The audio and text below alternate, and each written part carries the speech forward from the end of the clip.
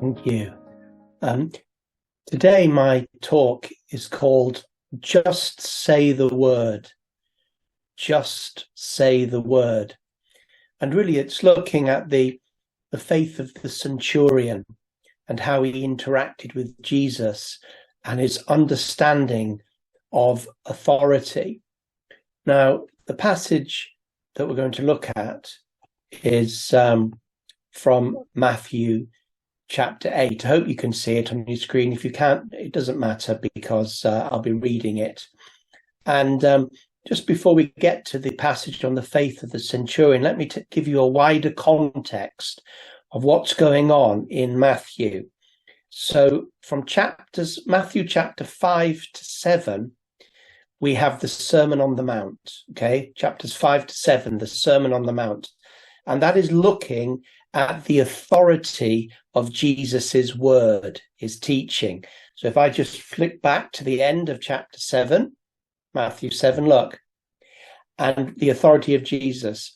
And when Jesus finished these sayings, the Sermon on the Mount, and when Jesus finished these sayings, the crowds were astonished at his teaching, for he was teaching them as one who had authority and not as the scribes. So that's the end of Matthew chapter 7. That's the end of the Sermon on the Mount.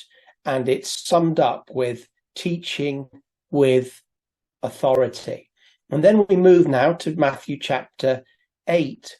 And Matthew chapter 8, 9, and 10 is not talking now about Jesus's authoritative teaching and his amazing teaching. That was 5 to 7.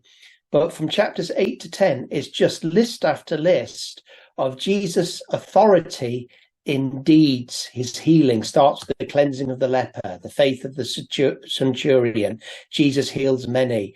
Jesus calms the storm. He heals 2 men with demons. He heals the paralytic. He restores a girl to life. A woman is healed. 2 blind men are healed. Jesus heals a mute.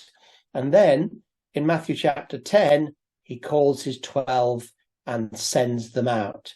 It's always good to see how something is unveiled in a book. So in Matthew 5 to 7, Sermon on the Mount, it's all about the authority of Jesus's word and teaching and how amazing it was. Then chapter 8 to 10, it's all about what he did, not just what he said, but also what he did. When you read Acts chapter 1, we find about everything that Jesus said and did, Luke talks about. And then after the authority of his teaching and his word, the authority of his deeds, he then calls his disciples and sends them out. So there's a little bit of a model there that we should seek the Holy Spirit for authority in words, as we heard someone praying for earlier, but also authority in deeds. And so we come to the faith of the centurion in chapter 8, verse 5, and let me just read it to you.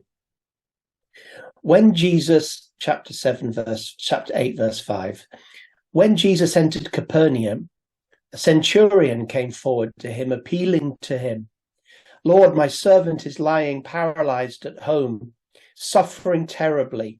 And he said to him, "I will come and heal him." But the centurion replied, "Lord, I'm not worthy to have you come under my roof, but only say the word, just say the word, and my servant will be healed. For I too am a man under authority with soldiers under me. And I say to one, go, and he goes, and to another, come, and he comes, and to my servant, do this, and he does it." When Jesus heard this, he marveled and said to those who followed him, "Truly, I tell you, with no one in Israel have I found such faith. I tell you, many will come from the east and the west and recline at the table with Abraham, Isaac, and Jacob in the kingdom of heaven, while the sons of the kingdom will be thrown into the outer darkness. In that place there will be weeping and gnashing of teeth." And to the centurion Jesus said, "Go, let it be done for you as you have believed." And the servant was healed at that very moment. A great story. And I just want to clear something up with you. There is another version of this in Luke. Jesus heals a centurion servant. And there's a difference in this record that some people point out to show that the Bible doesn't agree with it. And it's the fact that in this passage, the centurion doesn't turn up to Jesus in person, but rather sends his men to speak on his behalf. So he has a servant who's highly valued. When the centurion heard about Jesus, he sent to him elders of the Jews asking him to come and heal his servant. When they came to Jesus, they pleaded with him earnestly, saying, "He is worthy to have you do this for him, for he loves our nation as the one who built our synagogue." And Jesus went with them. When he was not far from the house, the centurion didn't come himself, sent friends, saying to him, "Lord, do not trouble yourself, for I'm not worthy for you to come under my roof. Therefore I did not presume to come to you, but say the word, and let my servant be healed. For I too am a man set under authority, with soldiers under me. And I say to one, go, and another go, come, and another does." When Jesus heard these things, he marveled at him. And so there in Luke 7, we find that the centurion himself did not come forward to him in person. So what he did is he sent representatives with his message. So in chapter 8, when it talks about the centurion replying, this is shorthand for the Pharisees or elders have gone, the Jewish elders, and said, "Look, come, please." He's requesting and appealing that you come and heal his servant. And this man is a very important man, and he's worthy of it. And as Jesus comes, he then is met by the centurion's servants who said, "He's not worthy. He sent us to tell you you're not worthy to come under his roof," which he says here, and that our master says, "I'm under authority," etc., etc., etc. So I just say that because sometimes it's good to clear up these two things, that there's no difference in them. The people that the centurion spoke on his behalf and his words, and that's important. So in this passage we see something immediately, and the question really is, who is in charge of the world today? Who is in charge of the world today? Is God in charge of the world today? Is the devil in charge of the world today?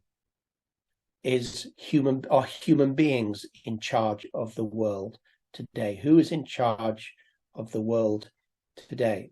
And you will find many different opinions on this, not just outside the church, but also inside the church. I have heard people say, preachers preach, that Satan was in charge of the world, and that God had no authority over the world because it was given to Satan by fallen humanity. So they say Satan is in charge of the world, and we need to apply the authority of Jesus to try and get charge back for God. I have heard people say that human beings are in charge of the world, or very much so, that God isn't totally sovereign or in control over all the world, that God does not know what human decisions will be made tomorrow because human beings are so free to make their own decisions. This opinion is that God doesn't even know what they're going to do. So God doesn't know what decisions will be coming out of 10 Downing Street until the Prime Minister sort of lets him know.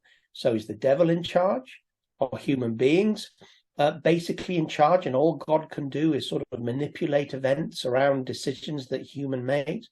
Or is God in charge of this world today? Does he have authority? Well, what I like about this story is here we have a man who understands authority, military authority. Most of us know that a centurion comes from the Latin for century, which means 100, and that a centurion was in charge of 100 men, and was a fighting leader and had total authority over the men that he led. He could command them to do anything, and they would have to do it. And so here's a centurion, and there's something in his heart that's been touched by the God of Israel, that he has built them a synagogue. And so these leaders of the synagogue come out to Jesus and say, he's worthy for your help. And so these Jewish people are saying, if there's anybody you're going to help, this person is worth helping. He's worthy of helping. And I love that because it's in stark contrast to his understanding of his relationship with Jesus, even though he is a man of force, under authority, and with authority. Because we see that he says, I am not worthy to have you come under my roof. And in fact, that he doesn't even come out to meet Jesus, not because he's rude, but on the contrary, he does not see himself in the same class as this carpenter. And so he understood that he wasn't worthy of any help that Jesus gave, even though the Jews of the synagogue, they were impressed. They were impressed by his military authority, and they were impressed by his financial authority, because he built them a synagogue. But he saw an authority that impressed him so much that his military authority in that area and his financial authority, obviously he'd been a big campaigner over the years to amass such wealth and booty to be able to provide a synagogue, yet he understood that his authority, as it was in the sphere of military and financial, he could afford to build a synagogue, was absolutely nothing in comparison to the authority that he had reliably, obviously, heard about from reliable people about Jesus's teaching and Jesus's ministry. He recognized authority. He recognized that this man, Jesus, had authority that he couldn't even touch, and was humbled by it, and felt so humbled by this authority that he didn't even come out to meet him out of his own humility. And this was a man who was afraid of nobody, especially not Jews, in which he was given command over. And so this is a question of recognition. Do we, like the centurion, recognize in our heart, not just in our mind, our mental assent, that God is in control of this world, or more specifically, that Jesus is in control of this world, even when it may not look like he is, that he is in control? We don't just pay lip service to that. We grow in our belief that he really is in control of everything. Now, what is power? What is power? Well, there's many definitions, but one of the definitions I read in a business book, and I actually used it in my book that I wrote on the Holy Spirit called The Isaac Factor. The definition of power I like the most, and there's many good ones, is that power equals resources plus motives. Power equals resources plus motives. So if you have if you want to do something, but you don't have the resources, whether that's power, might, money, political authority, whatever, influence, all these things, these resources. If you don't have resources, you can't do anything. If you have financial resources, you can do something. If you have political resources, popularity, you can do something. If you have military or physical resources, you can do something. These are resources. But resources is not power alone. resources plus motivation, the reason for doing something, equals power. And so the centurion had the resources of money, and he had the motivation to build a synagogue, and he had the power to do it. Resources plus motives. So you can have resources and bad motives and use your resources for bad ends, or you can have resources and good motives and use your resources to bring power into situations for good ends. So resources plus motivation, the reason for doing something and using those resources, is and one of my favorite definitions of power. And so the centurion understood that he had resources. He had 100 men. And whatever those 100 men could accomplish under him, that was the power that he had. And so his motivation in utilizing his resources of 100 men, he could smash a village, he could protect a town, he could do whatever he wanted to do within reasons. He was a man under authority, he understood that. But he had 100 men given to him as resources, and therefore he had the power of a centurion over 100 men. Somebody who was in charge of a legion, 1,000 men, would have more resources, the power of hundreds of men, 1,000, and he would have the power, greater resources for greater power, and the motivation to use them properly. All of us have resources. We might not think we do, but we do. We have resources financially. Some of us have resources in our personal giftings, in our intellectual abilities, in our social abilities and communication abilities. We have resources as individuals. The question is, what is our motivation to use the resources that we have and God has given us? Because that's the power that we can release. Your resources, your motivation, and that's the power that you can release. Resources plus motives releases power. And so in the church, we should be thinking about what God has given us as individuals as resources. And those resources alone won't do anything. We then have to join those resources that God has given us in the gifts that are, if you like, innate in us. He's put in our understanding of who we are as persons, but also spiritual gifting. All those are resources, but unless we have the motivation to put them into practice, to release our giftings, then we'll have no power, no impact. And your authority is what resources that you can put into action. That's your authority.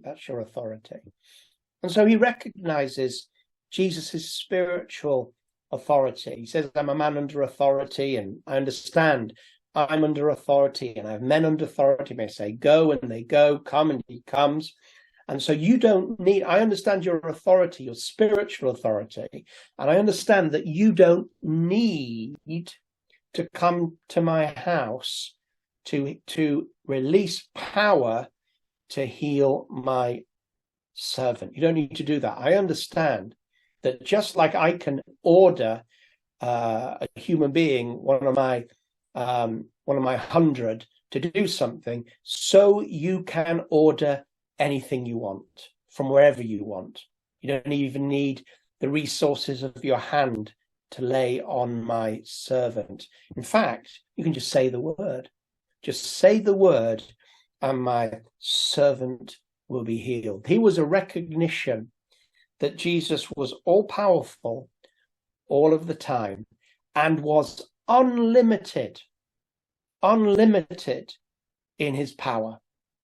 And this is true because he didn't put a limit. He didn't say, Jesus, you need to come and you need to lay hands on, you need to come and see him, you need to come into my house, you need to be in a certain proximity. There was no limiting Jesus's resourcefulness and ability and power and authority by this centurion. All he said was this: the only limit was Jesus himself, his motivation. Amen. If you say the word, my servant will be healed.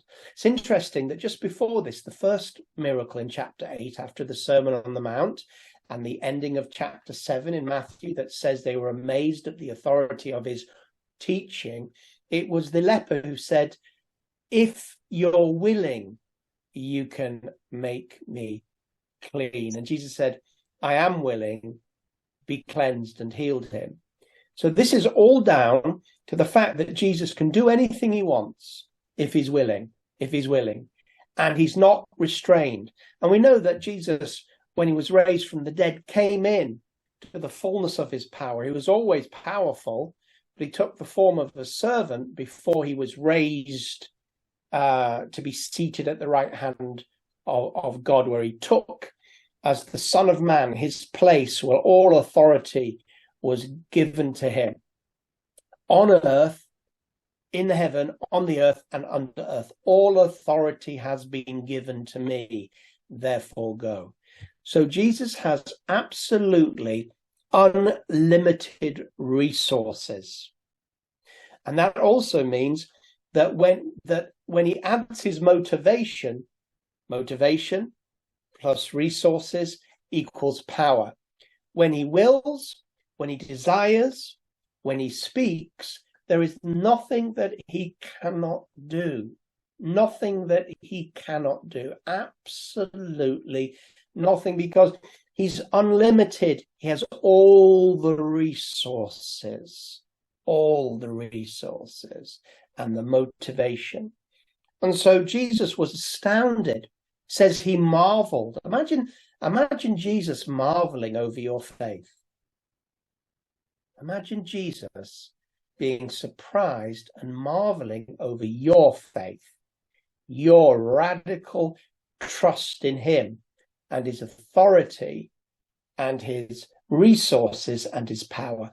Imagine him being surprised at you, calling your name and saying, my goodness me, so-and-so, I had no idea that you recognized and that you understood who I really am and what I really can do and what I'm about.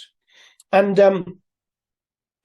this is important because it's not that the centurion just sat back and he petitioned Jesus. So we see this petition, we see this recognition, but also petition.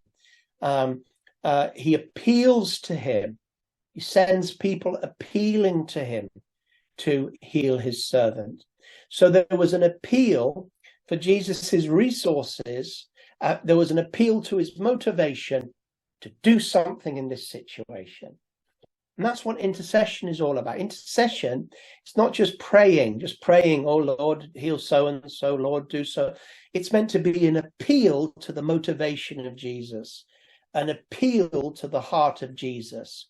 And it's interesting how some people in the New Testament, they got their miracle by touching Jesus's motivation. The centurion, well, Jesus was on his way anyway, but think about the woman who touched the hem of his garment. Think about especially the Syrophoenician, who Jesus said, no, I'm not giving children's bread to dogs, but she appealed, she touched his motivation. He had the resources.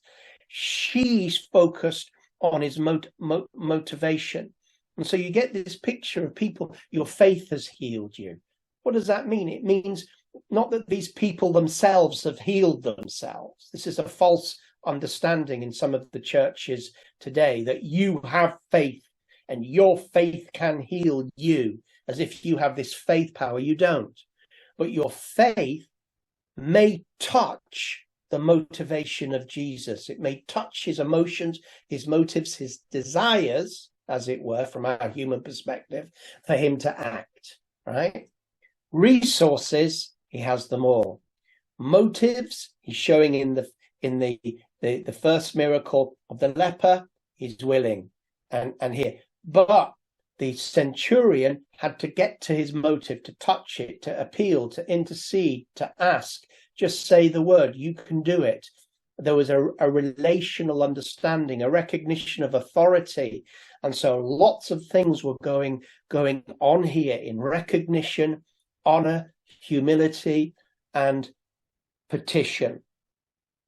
Finally, what if Jesus had not said the word?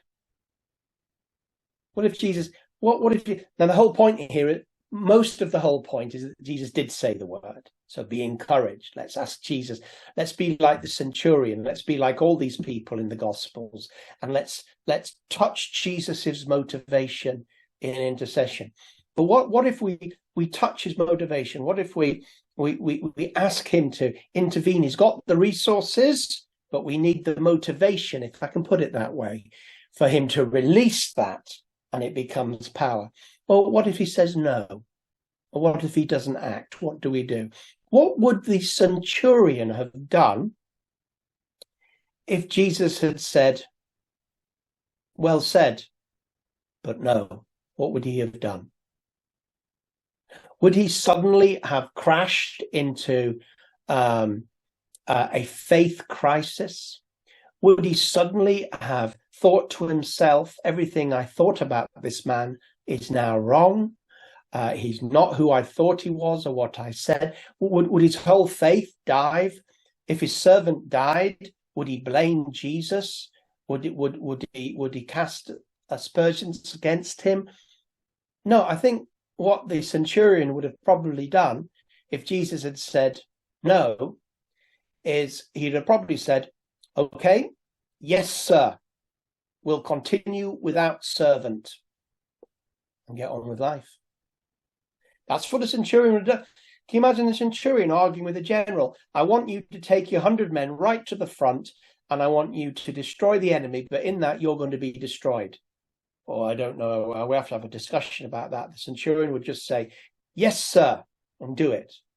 And so there's a sense of being under authority, whatever Jesus does here. That doesn't mean he doesn't appeal to Jesus' motivation. And the fact of the matter is Jesus did heal him, okay? So I don't want to so balance this that it loses its power, but I'm just saying that if Jesus had said no, because not everybody is healed all of the time, and we know that. So I'm just saying it's this, there's a reverse thing here that I don't want to become bigger than the miracle, but the fact that in the end, we appeal to his motivations from our perspective, the centurion's perspective. This servant is valuable to me. But in the end, Jesus sees a bigger perspective. A centurion of 100 men can only see so much of the battlefield, can't see the whole battlefield. And sometimes when he gets orders from the general on the hill who sees the whole battlefield to do something that he doesn't understand and doesn't make sense to him, he doesn't then question the general. He just says, yes, sir. If he understands, if he doesn't understand at that precise moment, he knows there's a bigger battle being fought, and that in the end, even though he doesn't understand why he would prefer to do this, that, and the other with his 100 men, he does it knowing there's a bigger plan. Then maybe after the battle, he goes, that's why you told me to move here. There didn't make any sense to me at the time, but now I see a bigger picture. So let us also press in, touch Jesus's motivation, if I can use that phrase. And he's got all the resources. He knows what he wants to do. And if the centurion had not intervened, he wouldn't have got the miracle. There must be a lot more resources that we can speak to Jesus's motivation about that can be released in our lives today.